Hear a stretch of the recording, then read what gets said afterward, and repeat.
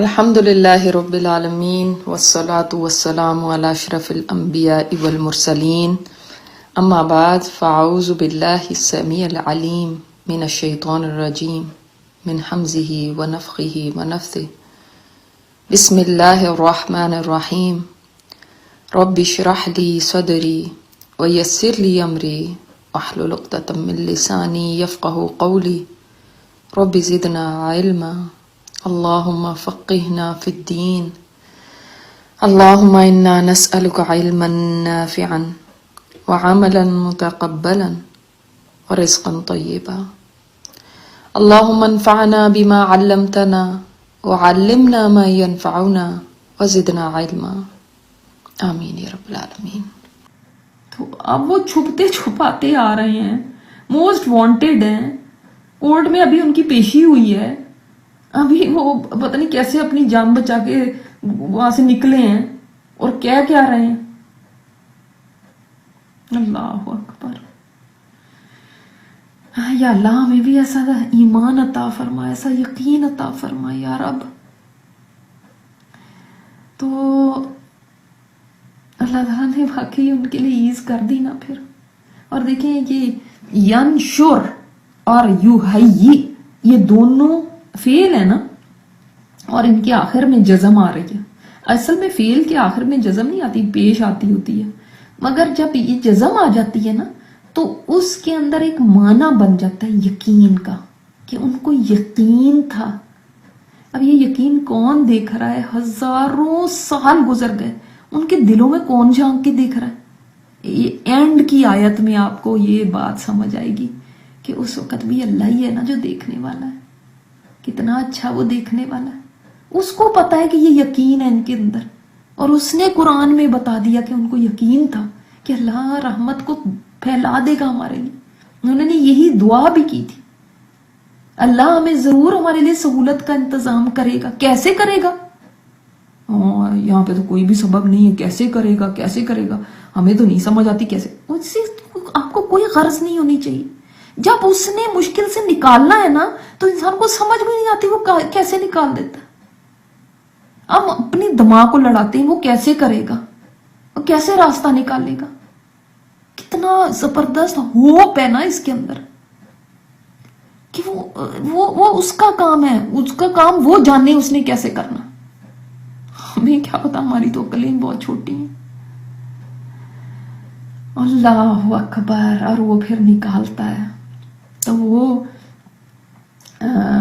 دن کے جو پہلا حصہ ہے، کہتے ہیں جیسے ابن عباس فرماتے ہیں کہ اب اول النہار جو تھا نا، دن کا شروع کا حصہ، اس کے اندر وہ غار میں داخل ہوئے تھے، اور انہوں نے بھی دعا بھی کی۔ اب دیکھیں اس کے بعد سو گئے، سونے سے پہلے کیا باتیں ہو رہی ہیں، اللہ کی رحمت کی باتیں ہیں، اس کے اوپر یقین کی بات، اس کے ساتھ سوئے ہیں، اور اس کے ساتھ اچھے گمان کے ساتھ سوئے ہیں، دعا مانگ کے سوئے ہیں۔ ہم بھی سوتے ہیں، جس وقت ہم سونے لگتے ہیں ہم بھی اس سے سبق سیکھیں کہ ہمارے اندر بھی کیا ہونا چاہیے، کیونکہ جب رات آتی ہے نا تو فکرات ہمیں گھیر لیتی ہیں، اور ہم میرے دماغ کے اوپر اتنی چیزیں جو سارا دن سے بھی نہیں آئی ہوتی، اب فارغ ہو گیا ذہن، کروٹیں بدلتے ادھر ادھر، فکریں، پریشانی کے اندر نیند ہی نہیں آتی۔ ٹھیک ہے، یہ سو گئے، اللہ نے سلا دیا، تھپکی دے کے سلایا اللہ تعالیٰ نے۔ پچھلی سبق میں ہم نے پڑھا ہے نا، تھپکی دی۔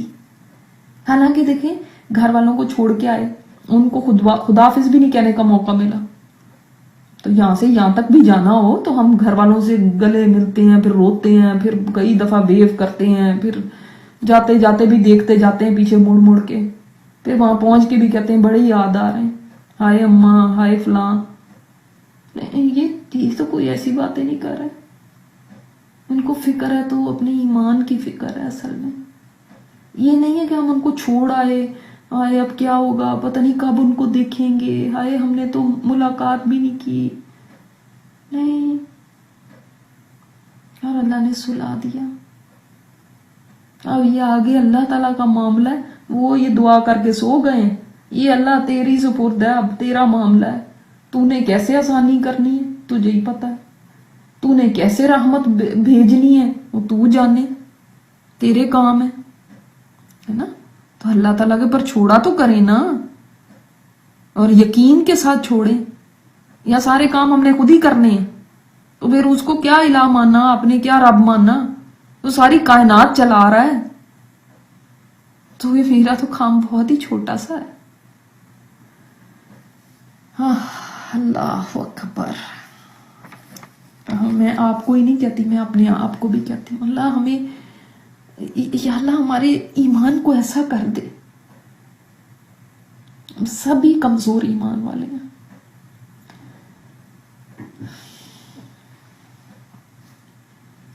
اب یہ ایک اور بات یہاں پہ سمجھنے کی ہے, وَإِذْ اعْتَزَلْتُمُوهُمْ. علماء نے اس کو بھی ایک یعنی ایک اس کے اوپر بھی پوائنٹ ریز کیا ہے کہ وہ الگ ہو گئے تھے اپنی کمیونٹی سے. تو کیا اس طرح صحیح ہے الگ ہونا, یا کب ہمیں پتہ چلے؟ کیونکہ ایک سوال میرے سے کافی سال پہلے کسی نے کیا تھا کہ اتنے فتنے ہیں ہمارے ارد گرد, تو آپ بتائیں کہ کیا ہمارا ٹائم آ گیا ہے کہ ہم اب الگ ہو جائیں؟ تو یاد رکھیے, علماء کہتے ہیں کہ آپ جہاں پہ رہ رہے ہیں, چاہے کتنے بھی فتنے ہیں, اگر آپ کے ذریعے انسانیت کو فائدہ پہنچنے کا امکان ہے, آپ ان کو تبلیغ کر رہے ہیں, ان کو باز کر رہے ہیں, چاہے زبانی چاہے اپنے عمل سے, تو آپ کو وہیں رہنا چاہیے.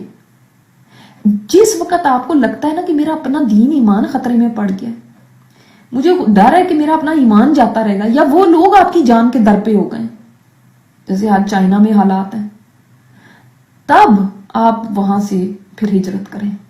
آپ دیکھیں نا, آپ صلی اللہ علیہ وسلم مکہ میں رہے تھے کہ نہیں رہے تھے؟ وہاں پہ سارا ماحول کافروں کا ہی تھا, مخالفت ہی تھی. تو تب تک ہجرت نہیں کی جب وہ جان کے در پہ ہو گئے, اور اب تو زندہ ہی نہیں رہنے دینا کا سوال ہو سکتا تھا کوئی. تبلیغ کا راستہ تو بعد کی بات ہے, زندہ ہی نہیں رہیں گے تو تبلیغ کیا کریں گے؟ تو زندگی کا ہی راستہ بند کرنے کا ان کا پروگرام ہو گیا, تب آپ صلی اللہ علیہ وسلم نے ہجرت کی تھی. تو اس لیے یہ چیز کو سمجھنا چاہیے کہ ایسے نہیں ہے کہ انسان جس سوسائٹی میں رہنا, نہیں جہاں پہ بہت یہ ہے تو ہم یہاں سے بھاگ جائیں گے, تو پھر ان لوگوں کو کون بتائے گا؟ تو ایک دائی کے لیے ضروری ہے کہ وہ وہاں رہ کر اپنا کام کرے, ٹھیک ہے. اور آپ یہ بھی دیکھیں کہ ایک ہجرت وہ ہوتی ہے جو فزیکل ہوتی ہے, اور ایک ہجرت ہوتی ہے جو ذہنی ہوتی ہے. پہلے ذہنی ہجرت ہوتی ہے, یعنی دل سے جو آپ ہجرت کر لیتے ہیں. اب آپ ان لوگوں کے ساتھ بیٹھتے ہیں, ان کے ساتھ جاب کرتے ہیں, لیکن آپ دلی طور پہ ان کے ساتھ نہیں ہیں, آپ کا ان کے ساتھ کوئی دل کا تعلق نہیں, نہ آپ کو ان کی باتیں پسند ہیں, نہ ان کے کام پسند ہیں, لیکن آپ مجبور ہیں وہاں پہ بیٹھے ہوئے. اب آپ ان کو بتاتے ہیں, جو جتنی بھی حد تک اپنے عمل سے اپنے بات سے تبلیغ کرتے ہیں.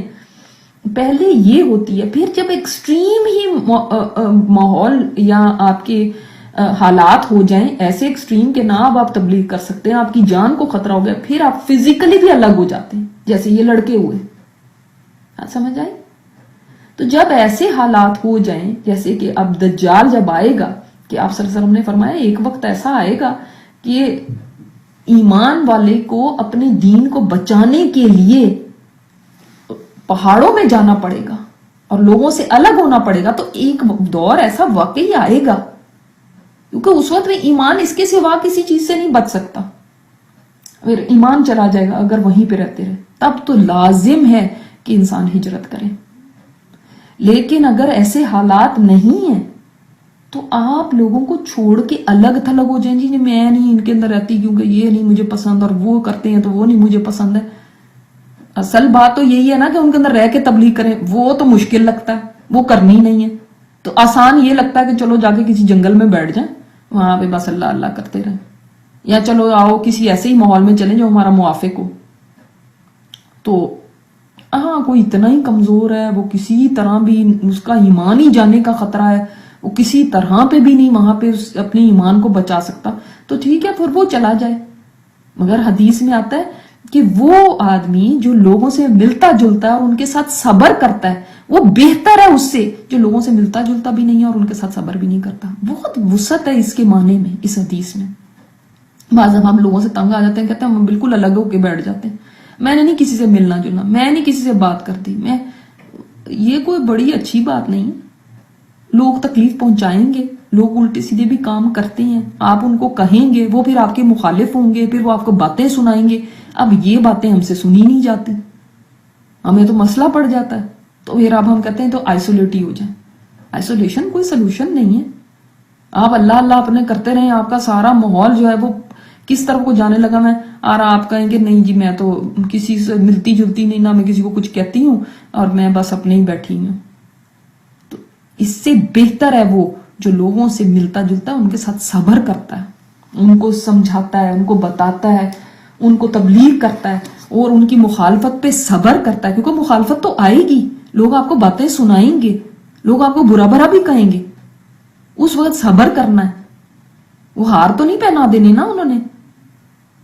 تو اس چیز کو سمجھنا چاہیے کہ ہر ایک حالات ایسے نہیں ہے کہ ہم سامان اٹھائیں اور بس ہم یہاں سے ہجرت کر کے ادھر چلے جائیں. آج تو خیر دنیا کے اندر جہاں تک تو انٹرنیٹ پہنچ چکا ہے, وہاں پہ سبھی چیزیں پہنچ چکی ہیں ایک جیسا ہی, جس کو کہتے ہیں واقعی دنیا. کہا کرتے تھے پہلے زمانے کے اندر لوگ کہ دنیا گلوبل ولیج بن جائے گی, اب بن چکی ہے. اب بن چکی ہے. جو کہیں پہ بھی دنیا کے اندر ہے وہی دوسری جگہ ہو رہا ہے.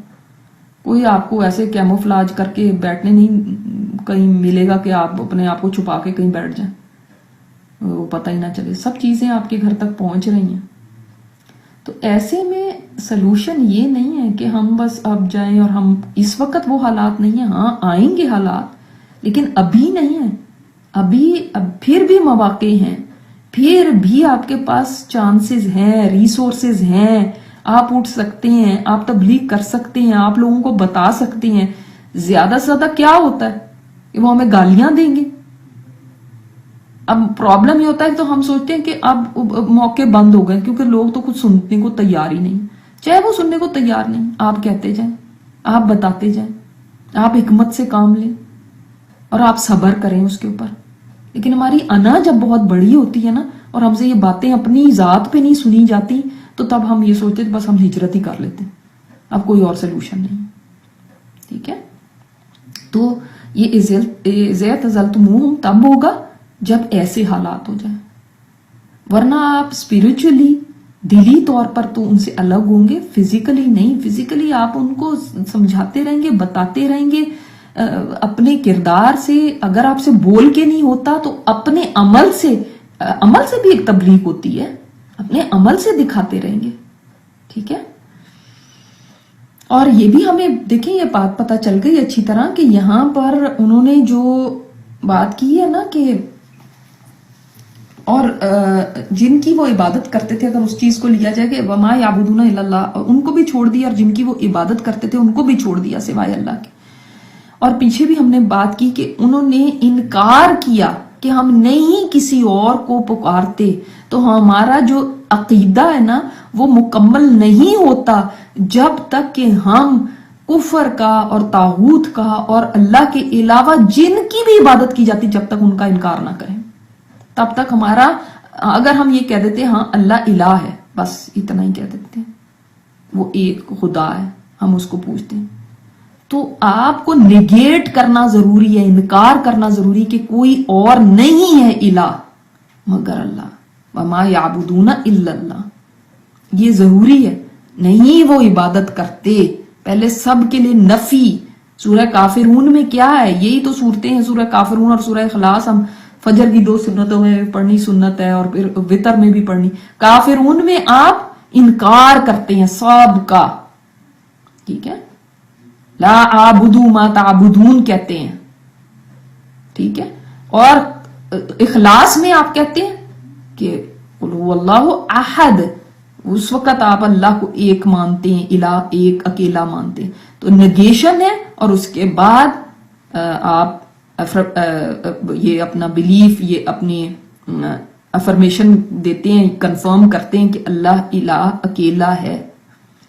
ٹھیک ہے, تو دن کی صبح شروع کی بھی نماز میں اور آخر کی بھی نماز میں آپ کو نگیٹ بھی کرتے ہیں, اور آپ ایک دوسروں کو نگیٹ کرتے ہیں, اور ایک اللہ کو. سورہ اخلاص میں آپ ایک الہ مانتے ہیں. ٹھیک ہے, تو اچھا یہ ایک بات بھی ہمیں یہ سمجھ آتی ہے کہ کبھی بھی آپ دعا کرنے میں سستی نہ کریں، کبھی بھی، اور دعا کو یقین کے ساتھ کریں، کبھی بھی اس کے اندر ڈاؤٹس نہیں ہونے چاہیے، ٹھیک ہے؟ جب انہوں نے دعا کی ہے تو آپ وہ یقین بھی رکھتے ہیں کہ اللہ تعالیٰ رحمت کرے گا ہمارے اوپر اور ہمیں ضرور ہمارے لیے سہولت بھی کرے گا، ٹھیک ہے؟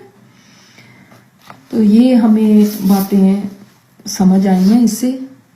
آگے دیکھتے ہیں وَتَرَى الشَّمْسَ إِذَا طَلَعَتْ تَزَاوَرُ عَنْ كَهْفِهِمْ ذَاتَ الْيَمِينِ وَإِذَا غَرَبَتْ تَقْرِضُهُمْ ذَاتَ الشِّمَالِ وَهُمْ فِي فَجْوَةٍ مِّنْهُ۔ سبحان اللہ، سبحان اللہ۔ تم دیکھتے ہو، اب آپ صلی اللہ علیہ وسلم تو نہیں دیکھ رہے تھے، لیکن مطلب ہے کہ اس بات کو سمجھتے ہیں، یا جو قرآن پڑھ رہا ہے تو تم دیکھتے ہو کہ یعنی ایک بتایا گیا نا، جیسے علم ترى کیفا بتایا جاتا ہے کہ تم دیکھتے، یعنی اب کوئی بات سمجھ آ جائے کہ اللہ تعالیٰ نے کیسے سبحان اللہ سورج کو بھی ان کے کام میں لگا لیا، کہ سورج ڈائریکٹلی ان کے اوپر نہیں پڑتا تھا، جب طلوع ہوتا تھا تو بچ جاتا تھا ان کے غار سے، انڈائریکٹ ان کے غار کے اس میں جاتی تھی دھوپ، لیکن ایسے نہیں جیسے بچتا ہوا جا رہا ہے رائٹ سائڈ سے، وَإِذَا غَرَبَتْ تَقْرِضُهُمْ ذَاتَ الشِّمَالِ، اور جب غروب ہونے لگتا تھا تو کترا جاتا تھا بائیں جانب سے۔ تو یہاں سے ہمیں یہ پتہ چلتا ہے کہ سورج جیسی مخلوق کو بھی جب اللہ نے رحمت کرنی ہو نا، پھر کوئی بندہ کہتا ہے نا کیسے آئے گی، کیا ہوگا، مجھے تو کوئی سبب نہیں نظر آ رہا، مجھے تو کوئی چانس نہیں نظر آتا۔ جب رب نے کرنا ہو تو اس کے لیے کیا مشکل ہے؟ ساری کائنات اس کے کن کے انتظار میں، سورج ان کے غار سے کترا کے چلا جاتا، نہیں ان کے جسموں کے اوپر ڈائریکٹلی سورج نہیں پڑتا تھا کہ ان کو جلا ہی دیتا 300 سال میں، تو اس لیے وہ کترا کے جاتا تھا، لیکن یہ تھا کہ انڈائریکٹ لائٹ بھی جاتی تھی، اگر ڈائریکٹ ان کے اوپر پڑتی تو ہو سکتا ہے کوئی راہ چلتا دیکھ لیتا۔ بعض کہتے ہیں کہ سورج غار میں صرف دن کے شروع میں آتا تھا، تو وہاں فریش ایئر ہو جاتی ہے، سورج جہاں جاتا ہے وہاں پہ مولڈ نہیں ہوتا، کیڑے وغیرہ انفیسٹیشن وغیرہ نہیں ہوتی، تو یہ بھی علماء نے بتایا کہ اس طرح سے دیکھا جائے تو ان کے غار کا جو منہ تھا وہ نارتھ ایسٹ میں کی ڈائریکشن میں تھا، اور وہ فجوہ میں تھے، وہ بالکل اس کے منہ پہ نہیں لیٹے ہوئے تھے، بالکل سامنے نہیں، اندر جا کے، فجوہ کشادہ جگہ کو کہتے ہیں نا، تو وہ اندر جا کے، اس کا مطلب غار بڑا سارا تھا، اندر میں جا کے لیٹے ہوئے تھے، بالکل اندر جا کے، ٹھیک ہے؟ تو یہ ان کی یعنی پوزیشننگ تھی، اللہ تعالیٰ نے اس طرح سے ان کو بھی ہدایت دی۔ دیکھیں یہ ہدایت اللہ کی طرف سے ہے نا، کہ یہ والا غار جس کے اندر اتنی، ایسے لگتا ہے کہ جیسے سبحان اللہ کسٹم میڈ غار ہے نا، کہ کہہ کے بنوایا جاتا ہے نا جیسے، تو اس طرح سے وہ غار ہے کہ ہر چیز اتنی موافق تھی، تو وہ اتنا عرصہ وہاں سوئے رہے، تو ساری طرف سے ہی ان کے لیے یعنی سہولت۔ اب آپ دیکھیں جو گھر بھی نارتھ فیسنگ ہوتے ہیں ان کے اندر ڈائریکٹلی اس طرح سے دھوپ کم ہی جاتی ہے، تو اللہ کی شان ہے کہ اللہ تعالیٰ نے ان کے لیے ایسی جگہ کا بندوبست کیا، سورج کو بھی ان کی فیور میں لگا لیا، کیونکہ جس کے ساتھ اللہ تعالیٰ کوئی جس کو فیور دینا چاہتا ہے، اپنی رحمت کرنا چاہتا ہے، تو سورج ہو چاہے چاند ہو چاہے اور بھی ابھی ہم دیکھیں گے آگے کس کس کو اللہ نے نہیں کام پہ لگا دیا۔ ابن عباس فرماتے ہیں کہ دیکھو سورج بھی ان سے کترا کے جاتا تھا، اس لیے کہ اگر ان کے اوپر پڑتا تو ان کو جلا دیتا۔ 300 سال اللہ نے ڈیپ سلیپ میں ایسا کر دیا، ایک دم دیکھیں آپ نے روشنی ایک دم منہ پہ بھی پڑے تو انسان جاگ جاتا ہے، تو سوچیں 300 سال سونا کوئی آسان بات تھوڑی ہے۔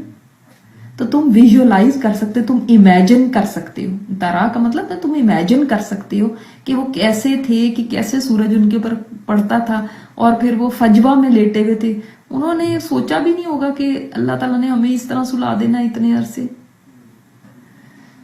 تو اللہ تعالیٰ نے سارا انتظام کر دیا، اور ان کو کیا پتا کہ سورج ایسے آنا چاہیے، ہم وہ والا کار چوز کریں جس میں ایسے ہونا چاہیے۔ ذالک من آیات اللہ، یہ اللہ کی نشانیوں میں سے ہے، یہ کیا نشانی ہے اس کے اندر؟ کیا نشانی ہے؟ اتنی بے شمار نشانیوں میں سے ایک نشانی تو یہی کہ اللہ تعالیٰ نے دیکھیں کیسے جوان لڑکوں کو ایسے ایمان کی طاقت دے دی، اتنا ایمان دے دیا کہ سب کچھ ہی چھوڑ کے چل پڑے. ہاں جوان تھے، جوانوں کا تو کم ہی ہوتا ہے رجحان اس طرف، اور پھر اتنا ایمان، اور ان کو سمجھا بھی دیا کہ ادھر پہنچنا ہے تم نے. یہ نشانی ہے نا. پھر یہ بھی نشانی ہے کہ اللہ تعالیٰ نے کیسے ان کو موت نہیں دی ہے، سلایا ہے 300 سال اور کوئی ان میں چینج نہیں آیا. یہ بھی نشانی ہے نا کہ اللہ تعالیٰ نے ان کو غار کی رہنمائی کی ہے جو پرفیکٹ ہے ان کے لیے سونے کے لیے اور ان کی حفاظت کے لیے، کہ کسی کو وہاں تک پہنچنے کا موقع نہ ملے. ایسے لگتا ہے جیسے کہ کوئی ہائی رائز کے اوپر کوئی بڑا اپارٹمنٹ ہو جس کے اندر ہوا بھی جاتی ہے. کہتے ہیں جو یہ غار ہے نا، یہ یا کوئی کہتا ہے ٹرکی کے لوگ کہتے ہیں وہاں پہ ہے، جارڈن والے کہتے ہیں وہاں ہے، پیلسٹائن، سیریا، کتنی جگہ، کوئی کہتا ہے عراق میں ہے. تو خیر ڈیفرنٹ اس کے بارے میں ہے، کوئی بھی کنفرم نہیں کر سکتا کہ کون سا ہے، واقعی یہی ہے. لیکن جو بھی اس طرح کے غار ہیں کہتے ہیں بڑے ایئری ہیں، وہ اس میں بڑی ہوا کا بھی مطلب آنا جانا، فریش ایئر آتی ہے بڑا، اس طرح سے اس طرح ہی ان کے اوپر سورج آتا اور جاتا ہے. سبحان اللہ. تو یہ من یہد اللہ فہو المہتدی ومن یضلل فلن تجد له ولیا مرشدا. جس کو اللہ ہدایت دے وہی ہدایت والا ہے. تو واقعی جس کو اللہ تعالیٰ اتنی جوانی میں کسی کو چاہے ہدایت دینا تو کون اس کو ہدایت سے روک سکتا ہے. اور یہ بھی پتہ چلتا ہے کہ جوانی میں بھی ہدایت مل سکتی ہے. ایسا نہیں کہ جوان نہیں. آپ یہ ہماری کلاس میں ایسے لوگ ہیں جو جوان ہیں، وہ اپنی ماؤں کو تبلیغ کرتی ہیں کہ امی آپ یہ غلط کام کر رہی ہیں، یہ نہ کریں، ایسا نہ کریں، ویسا نہ. ماں ہی نہیں سنتی. اب حالانکہ ماں جو ہے وہ کتنی زیادہ تجربہ کار، کتنی زیادہ عمر کی ہوگی، بیٹی سے زیادہ ڈبل عمر کی، ماں کو سمجھ نہیں آتی. اور جوان ہے کہ وہ ماؤں کو بتا رہے ہیں، ماؤں کو کہہ رہے ہیں قرآن کی طرف آئیں. ایسے بھی جوان ہیں کہ ماشاءاللہ لوگوں نے بتایا ہمارے بچے ہمیں آ کے فجر پہ اٹھاتے ہیں، ماں باپ بجائے بچوں کو اٹھائیں. ایسے ماں باپ بدقسمت ہے کہ ان کو یہ نہیں سمجھ آتی کہ ہمارے پاس کتنی بڑی دولت ہے، اس معاملے میں کتنی ان کی خوش قسمتی ہے کہ جن کو اللہ ایسی اولاد دے دے. تو اس سے پتہ چلتا ہے ہدایت کا تعلق اس سے نہیں ہے کہ آپ کی ایج کتنی ہے، یا آپ کے پاس پیسے کتنے ہیں، یا آپ کے پاس عقل کتنی ہے. اب کہنے کو جو جتنے زیادہ عمر والے ہوتے ہیں کہنے کو تو بہت زیادہ ان کا تجربہ ہوتا ہے، تو آپ کا تجربہ کتنا ہے اس سے بھی نہیں کوئی فرق پڑتا. یہ شرائط نہیں ہے. آپ صلی اللہ علیہ وسلم کے ساتھ تو میں نے بتایا تھا آپ کو کہ یوتھ تھی زیادہ. نوح علیہ السلام کے ساتھ بھی بلکہ یہ تھا کہ ان کی قوم ان کو کہتی تھی ان کے ساتھ کون ہے، یہ تو زیادہ لڑکے سے ان کے ساتھ ہیں. تو لڑکے لڑکوں ان کے پاس کیا عقل ہے، ان کو کیا سمجھ ہے. تو اس لیے. اور پھر دیکھیں ریکل نے جب پوچھا تھا جو تھا روم کا بادشاہ قیصر روم، تو اس نے پوچھا تھا نا ابو سفیان سے کہ یہ ان کے ساتھ کون لوگ ہیں. تو ابو سفیان نے کہا کہ غریب ہیں، کمزور لوگ ہیں. تو اس کا مطلب مال سے بھی کوئی تعلق نہیں. تو پھر کس چیز سے تعلق ہے؟ اس کے حصے نہیں ہے. جو بوڑھے ہو کے ہدایت ملے گی، کئی بوڑھوں کو بھی نہیں ملتی، تو پھر کیا کریں گے آپ؟ تو ہدایت جو ہے نا، میں نے جیسے آپ کو بتایا یہ اللہ ہدایت دینے والا ہے. نہ پیسے، نہ ڈگریاں، نہ عقل، نہ کرسی، نہ پوزیشن، نہ کوئی مال، کوئی بھی چیز ان میں نہیں کام والی. کوئی آپ ایک رول نہیں یہ دے سکتے. کون اللہ کے آگے فریادیں کرتا ہے، کس کو طلب ہے، کس کو چاہت ہے، کون چاہتا ہے ہدایت پانا. اور جو ظاہر ہے جو چاہتا ہوگا وہ اس کے لیے دعائیں بھی کرے گا. آپ دیکھیں ہماری وطر کی دعا میں جو دعائے قنوت ہے اس میں ہم کہتے ہیں اللہم اہدنی فی من ہدیت، اللہ مجھے ہدایت دے، ان میں سے بنا دے جن کو تو نے ہدایت دی. تو ہدایت مانگنے کی ضرورت ہے. اہدنا الصراط المستقیم، ہدایت مانگ رہے ہیں آپ. تو ہدایت آپ کے اندر کتنی تڑپ ہے، سوال تو یہ ہے. بعض لوگ تو اتنے آرام سے کہہ دیتے ہیں، ہنسی میں ہی چاہے کہہ رہے ہوتے ہیں ہمیں تو پتہ ہے ہم نے جہنم ہی جلنا. مجھے تو پتا ہے. یعنی کتنی آرام سے. اس کا مطلب they don't care, ان کو پرواہ ہی نہیں ہے. ایسے انسان کو اس کا مطلب کوئی ہدایت نہیں چاہیے. ہدایت چاہیے ہوتی تو یہ بات کہتا. تو جو واقعی اس معاملے میں سیریس ہے, جس کو کیئر ہے, جو سیدھا ہونا چاہتا ہے, اس کو ہی اللہ سیدھا کرے گا. جس کو خود ہی پرواہ نہیں تو اللہ تعالیٰ کسی کو زبردستی ہدایت نہیں دیتا. اما شاکر ہوں اما کفورا. اللہ تعالیٰ نے فرمایا تم شکر گزار ہو یا ناشکری کرو. اللہ نے ہدایت اور اس کو گمراہی کا راستہ دونوں بتا دیے. تو کیا ہم سمجھتے ہیں کہ ہدایت یہ ہے کہ مجھے پتا چل جائے کہ صحیح کیا ہے اور غلط کیا ہے؟ جی نہیں, یہ نہیں ہدایت ہوتی. بعض دفعہ لوگوں کو علم بھی ہوتا ہے مگر ہدایت پھر بھی نہیں آتی. ہدایت تو سینہ کھل جانا ہے. سینہ کھل جائے, انسان گناہ چھوڑ دے, یہ اللہ کا فضل ہی ہوتا ہے. ورنہ علم تو بہت سارے لوگوں کو ہے. کس کو نہیں علم ہے جنت کا, کس کو نہیں علم ہے جہنم کا, کس کو نہیں علم ہے قیامت کے دن کا, مگر ہدایت نہیں. تو یہ اللہ کی طرف سے آتی ہے اور یہ اللہ کا بڑا فضل ہوتا ہے.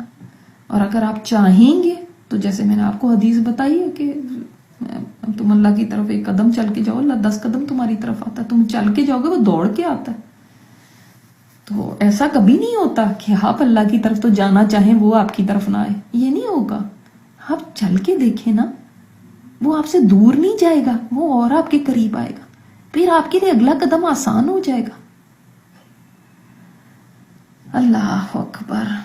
اور جو کیئر ہی نہ کرے, جو سیریس ہی نہ ہو, جو اوکے ہے, جو جیسے میں چل رہی ہوں I am fine with that, مجھے بس میں غلط راستے پہ جا رہی ہوں نا, آپ کو کیا, میں اسی کے اوپر چلنا چاہتی ہوں. نہیں چاہتے تو نہ صحیح. اور ہدایت یہاں پہ آیت کے بعد ہدایت کی کیوں بات کی گئی؟ اس لیے کہ آیات کا بہت زیادہ تعلق ہے ہدایت کے ساتھ. جب انسان نشانیوں میں غور و فکر کرتا ہے نا, اس کو ہدایت کا راستہ ملتا ہے. یہ لیڈ کرتی ہے ہدایت کی طرف. آپ غور و فکر کریں, آپ آسمان و زمین پہ, کائنات پہ غور و فکر کریں, اپنے جسم کے اندر جو نشانیاں ان پہ غور و فکر کریں, قرآن میں غور و فکر کریں. آپ کو جو نشانیاں ملتی ہیں وہ آپ کو ہدایت کی طرف لیڈ کریں گی. ٹھیک ہے. اور جو گمراہ رہنا چاہتا ہے, جس کو اللہ بھٹکا دے, جو نہیں آنا چاہتے تو اللہ نے اس کو بھٹکا دیا, تو پھر اس کے کوئی ولی بھی نہیں ہے اور مرشد بھی نہیں. ولی مطلب ہوتا ہے گارڈین. جیسے آپ کہتے ہیں نا کہ عورت کا نکاح اس کے ولی کے بغیر نہیں ہو سکتا. ولی کون ہوتا ہے؟ جو اس کے فائدے کو گارڈ کرتا ہے, اس کے مفادات کا رکھوالا, جس کو عام ہم اپنی زبان میں کہہ سکتے ہیں, آپ سمجھانے کے لیے آپ کو بتا رہے ہیں. تو ولی اس کو کہتے ہیں. تو جو گمراہ ہو گیا نا, اس کا کوئی بھی ولی نہیں. اس وقت حضرت عمر نے بولا تھا نا, جب احد تھی تو اس نے ابو سفیان نے کہا تھا کہ ہمارا تو مولا عزا ہے, اللہ تمہارا مولا ہے اور تمہارا تو کوئی مولا نہیں ہے. تو حضرت عمر نے کیا فرمایا تھا؟ اللہ مولانا ولا مولا لکم. اللہ ہمارا مولا ہے, تمہارا کوئی مولا نہیں. جس کو اللہ چھوڑ دے اس کا کوئی مولا نہیں. اور اللہ تعالیٰ جس کا ولی بنتا ہے نا, یہ نہیں ہے کہ مطلب وہ گرین کلر کا چوگا پہن کے بیٹھ جاتا ہے اور وہ خاص قسم کی پگڑی لگا لیتا ہے جی اللہ کے ولی ہیں بہت بڑے. نہیں, جس کے اندر ایمان ہے, جس میں تقوی ہے, وہ اللہ کا ولی ہے. اور مرشد وہ ہوتا ہے جو گائیڈ ہوتا ہے, رہنمائی کرتا ہے. تو کہتے ہیں نا ہمارا مرشد ہے یہ, تو اس کو کوئی گائیڈ کرنے والا بھی نہیں. اس لیے کہ جو اللہ تعالیٰ سے گائیڈنس لینا بند کر دے, اس کو چھوڑ دے, اس کو کون گائیڈ کر سکتا ہے؟ الٹی طرف ہی گائیڈ کرے گا پھر. تو آپ دیکھ رہے ہیں کہ جب اللہ تعالیٰ کسی کے ساتھ ہو جاتا ہے تو وہ کائنات کی مشینری کو بھی اس کی فیور میں لگا دیتا ہے. اور سوچیں کہ ہر دن ان 300 سالوں کا ہر دن ایک میریکل ہے, میریکل, کہ جس میں ہر دن سورج ایسے کر رہا ہے, ہر دن وہ ایسے کٹ کے گزر رہا ہے, جیسے ایسے لگتا ہے کہ سورج کو بھی پتا ہے کہ ان کے اوپر نہیں میں نے اپنی دھوپ ڈالنی. جیسے لگتا ہے کہ سورج کو بھی پتا ہے میں نے سائڈ سے ہو کے گزرنا, کیونکہ یہ اللہ والے سو رہے ہیں. تو جب اللہ نے اپنی رحمت نچھاور کرنی ہو نا, فلا ممسک لہا, تو کوئی اس کو روک نہیں سکتا, کوئی اس کو پوچھنے والا نہیں. وہ مختار کل ہے. سبحانک اللہم و بحمدک نشہد ان لا الہ الا انت نستغفرک و نتوب الیک. السلام علیکم ورحمۃ اللہ وبرکاتہ.